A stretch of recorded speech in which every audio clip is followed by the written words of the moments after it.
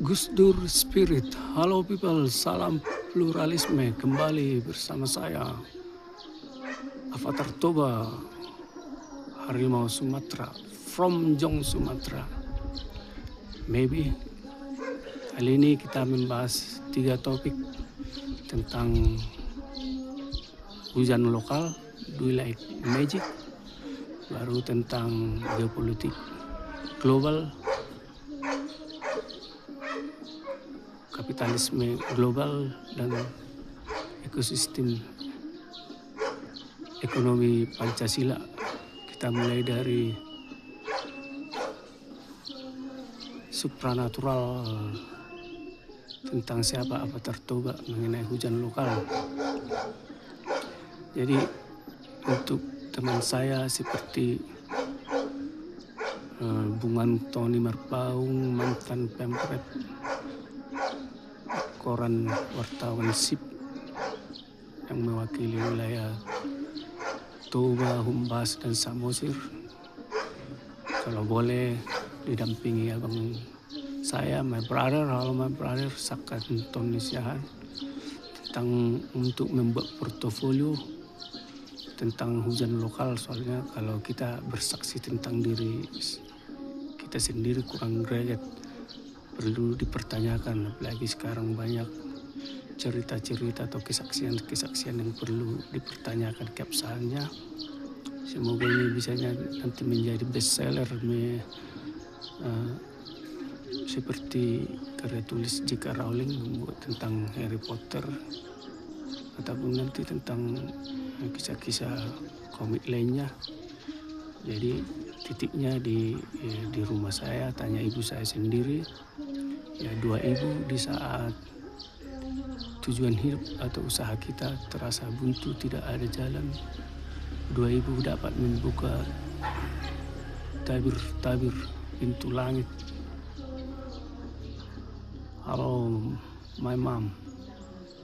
Jadi sekilas info, ibu saya juga memiliki indigo, jadi tidak ada turun gen, diperdalam dengan ya kitab analisa visual, analisis dari kitab Kristen agar tidak terlalu cepat namanya percaya sama yang tahayul ya, seperti si Thomas lah, agar kita tidak terjebak sehingga logika kita tertutupi.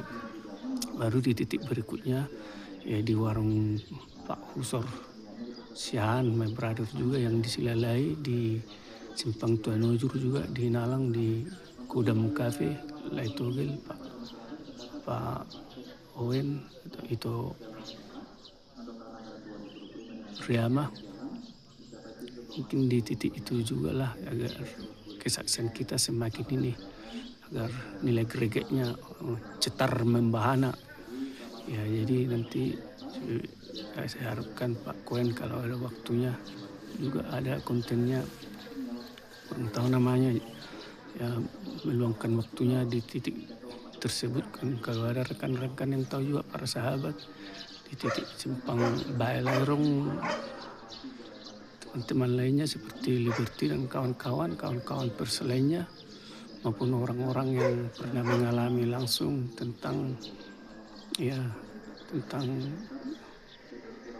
hujan lokal lah, yang versi kisah nyata menurut yang Anda ketahui tentang diri saya. Jadi siapa tahu nanti ada yang tertarik percetakan, jadi bisa menjadi bestseller bukan hanya di Indonesia. Makanya saya membatasi tentang antara kebutuhan dan keinginan. Kalau mungkin ternyata kesannya muluk-muluk, saya hanya membutuhkan 4 digit, idealnya sih minimal 4 batang emas lah, karena ini mengenai mahkota perhiasan obat jiwa dan raga, seperti kesukaan ibu saya.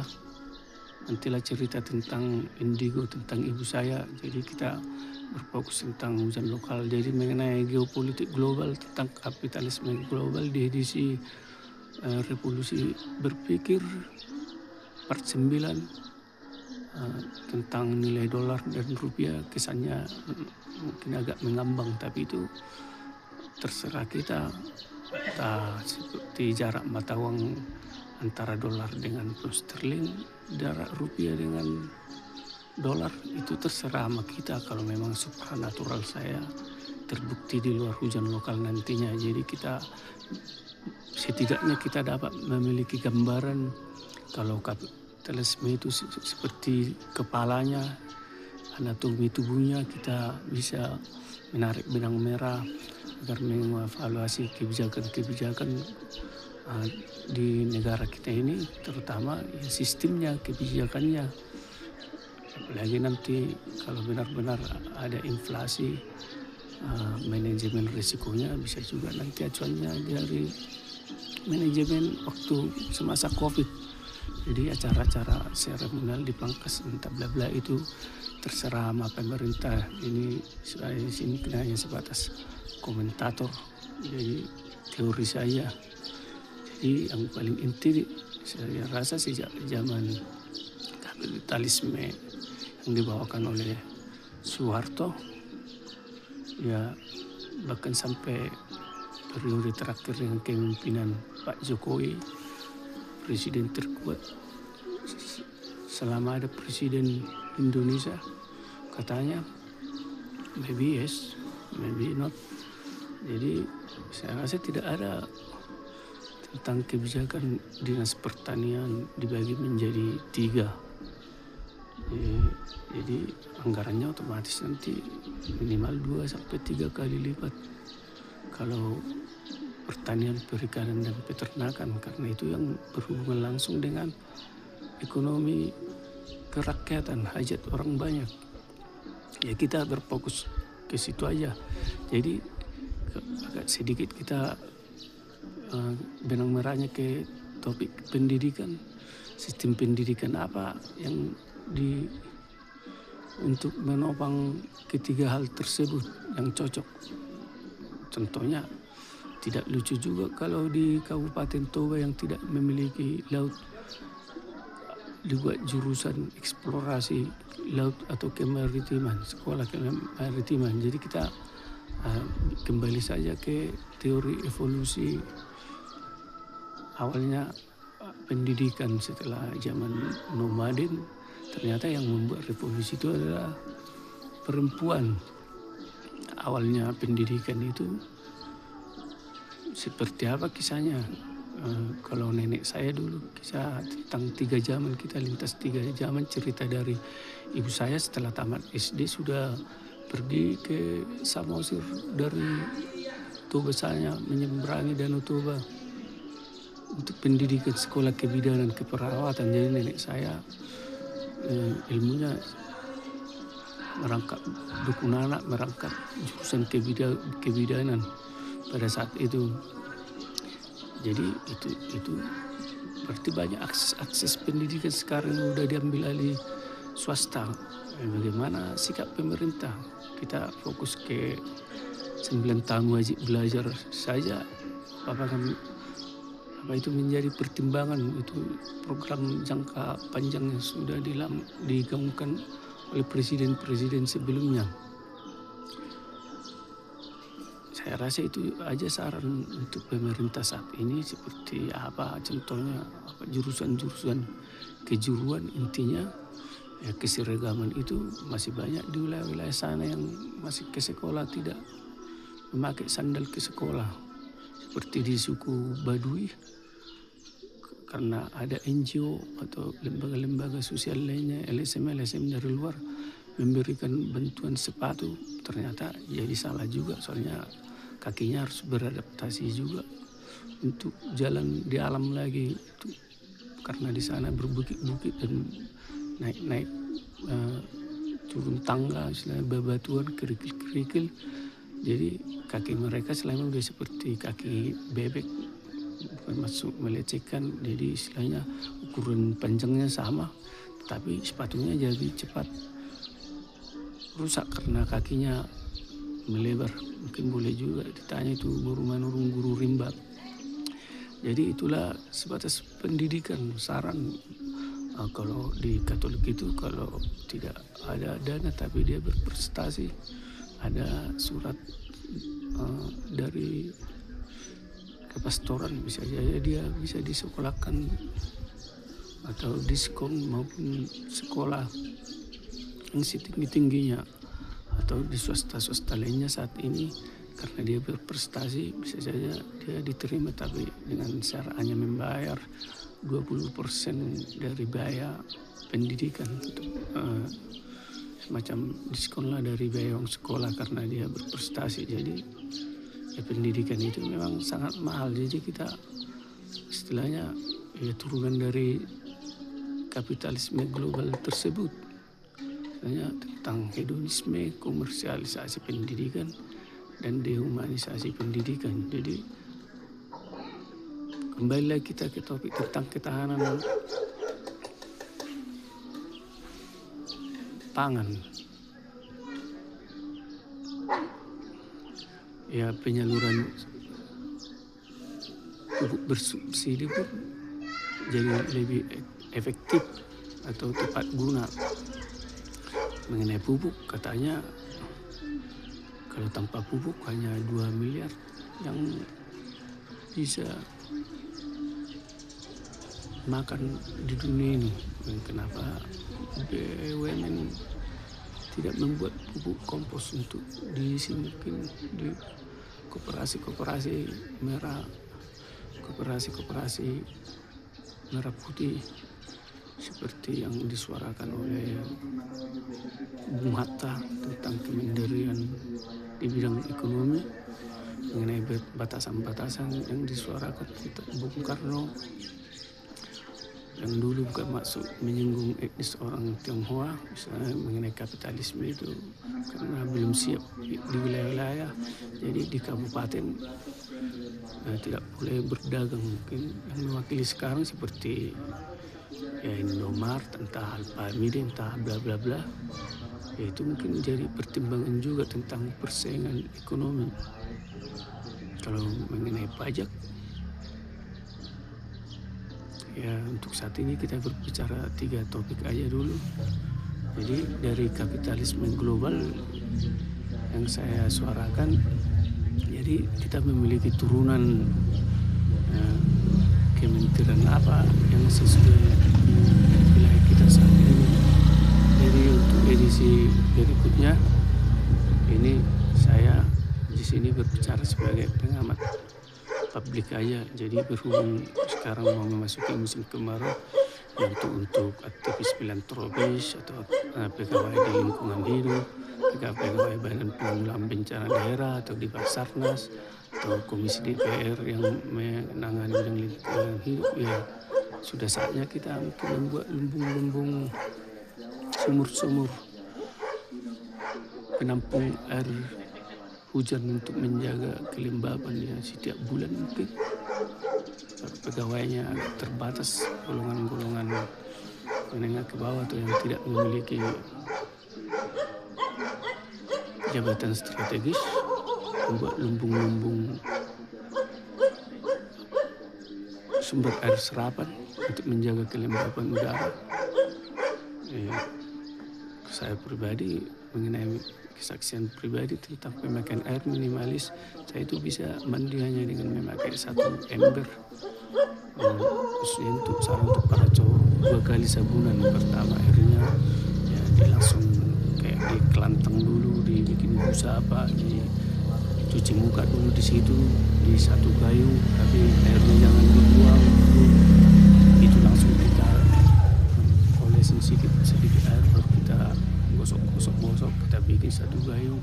Pokoknya itulah trik tentang hemat energi. Jadi saya di sini agak mengembang juga tentang kisah perjalanan hidup saya. Soalnya kadang mengekspresikannya dari mana kurang tahu, tapi kalau mengenai background saya yang sering melakukan aksi teatrikal, mungkin saya manusia yang paling banyak melakukan aksi-aksi demo sendiri. Soalnya untuk dana demonstrasi kita kan tidak punya duit, dalam tanda kutip juga. Pergerakan kita murni apa enggak. Jadi karena ketidaktahuan kita jadi diperalat. Kalau memang murni seperti apa, kalau untuk melakukan gerakan ya kita harus belajar dari awal-awal revolusi kemerdekaan, membuat jaringan, bagaimana tingkat kesadaran. Jadi kita di teknologi sekarang sudah banyak teknologi AI, jadi pendidikan kita sistem hafalan udah harus diapa sekarang, mungkin dibuang. Belajar kita untuk memahami yang terjadi nanti 7-8 tahun berikutnya, nggak tahu kita tentang rekayasa teknologi ini. Jadi kita ya berpijak dari sumber daya alam kita aja, eksplorasi sumber daya manusia. Kalau memang hanya wajib belajar 9 tahun target kita, atau hanya SD saja target kita, atau cuma TK saja, mulai dari balita, tapi memang benar-benar ya, tidak ada pungutan atau gratis, dalam arti bukan kelas dalam arti yang sebenarnya. Jadi pendidikan itu ya yang pintar aja disekolahkan, mengenai sekolah akselerasi, sekolah kejuruan diperbanyak setingkat SMP. Dulu ada perekrutan tentara setingkat habis tamat SD, setingkat SMP. Mungkin itu juga evaluasi pertimbangan tentang sekolah rakyat. Ya istilahnya nobody perfect. Tapi itulah dari perjalanan saya melihat kebijakan nasional, kebijakan lokal, dan apakah memang anggaran itu menyentuh. Sedangkan di tingkat kabupaten aja kadang ada pemekaran dinas-dinas, biasanya dinas hanya rata-rata 12 sampai 15 dinas karena kepentingan politik praktis. Ya jadi dimekarkan itu dinas-dinas. Jadi nanti mengenai kebijakan daerah otonomi daerah, karena saya udah agak lama juga ini tidak bersuara lagi seperti agen tidur, tiba-tiba bangkit dari pertapannya, memperdalam ilmu kasih, memperdalam lagi kitab, mencoba meninggalkan hal-hal duniawi untuk mengenal diri sendiri. Jadi hanya itu dulu saran tentang saran untuk pemerintah tentang kabinet. Kalau setahu saya 17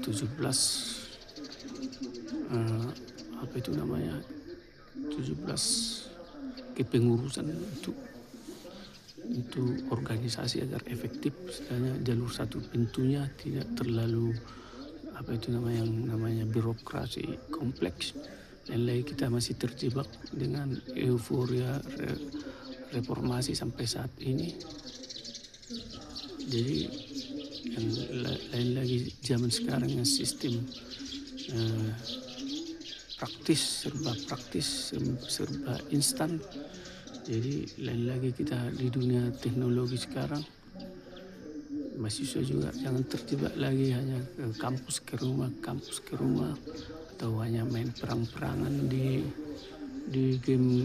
game online. Ya saya rasa ya itu saja, bagaimana output dari sistem pendidikan kita untuk menciptakan lapangan kerja yang selama ini ya tidak sesuai dengan harapan atau kenyataan.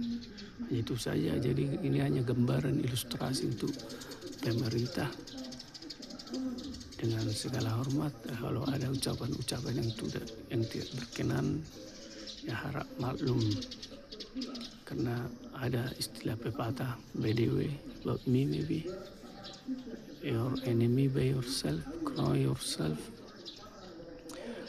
Mereka akan melupakanmu ketika kau pernah menolong orang lain suatu saat, atau ketika kala dulu, hal yang manusia. Tetapi mereka akan sangat benar-benar mengingatmu kalau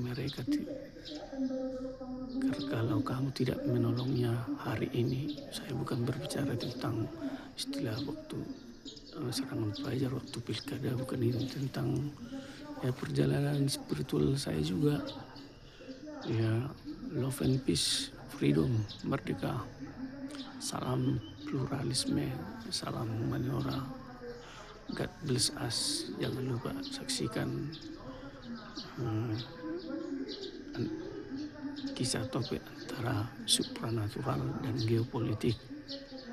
Jadi saya dulu termasuk udah penganut aliran logika murni, tidak percaya sama tahayul-tahayul. Tetapi kadang supranatural itu atau kehidupannya ibarat genggaman pasir, semakin kita menginginkannya maka semakin sedikit yang kita pegang. Ya, seperti itulah mungkin seperti itulah iman. Jadi intinya lah kunci iman. Jadi kalau kisah saya mengambang tentang rupiah dan dolar itu anggap aja saat ini bullshit atau utopia, tapi setidaknya ide-ide dari saya biarpun ini tentang KIS juga ya, kisah saksian, KIS LLD, kisah seputar selebritis, lihat-lihat di hutan, di kampung ya, biarpun orang kampungan. Jadi ini antara karunia melawan versus kaum cendekia atau cendekiawan. Saya mewakili orang primitif, kaum menengah ke bawah yang tidak mengenal yang namanya pialang saham, tentang saham-saham. Jadi mengenai rokok juga pernah juga saya dengar tentang kisah di TikTok tentang Bung Ahok. Bingung juga dia menjawabnya ya, tentang rokok. Saya tidak merokok, katanya ada area merokok, jika ditutup aja pabrik rokok. Kan mengenai izin halal itu kan memang haram. Kalau penyalahgunaan narkoba berarti ada positifnya, tapi overdosis mungkin ya, tentang LGN, lingkar ganja Nusantara, mengenai lokalisasi untuk mencegah AIDS, mengenai SDSB mungkin untuk meminimalisir judi ilegal untuk talangan dana olahraga dan pendidikan. Kenapa itu dulu bisa di era zaman Soekarno? Jadi kita ini tentang ini wacana ya, bukan soal benar tidak, ini opini. Kita refleksi ke belakang, tuh era Soeharto apa kelebihannya, mungkin kualitas konstruksinya dibanding saat ini, karena orang-orang di sekelilingnya dibuat program atau konsep di belakang, program strategis nasional. Jadi ya, kalau satu orang memiliki beberapa puluhan M misalnya, ya kualitas proyeknya bisa juga dipertahankan. Jadi di era reformasi ini banyak sekarang seperti kata Pak Gus Dur, kelangitan, kebablasan. Menurut saya Pak Gus Dur itu dan Soekarno itu memiliki indigo juga ya, soalnya orang itu udah di tingkat budaya raso. Jadi secara tak langsung itu mereka memiliki indera keenam, naluri memiliki kasih tanpa batas, love and peace. Itulah tentang ideologi ekonomi Pancasila. Semoga wacana saya ini bisa bermanfaat mengenai perampingan atau di tingkat-tingkat kabupaten. Nanti agak sayangnya ingat dulu, soalnya saya sudah banyak memorinya. Mudah-mudahan nanti lambat laun semakin casingnya makin terisi lagi. Oke, merdeka, salam, horas, wassalam.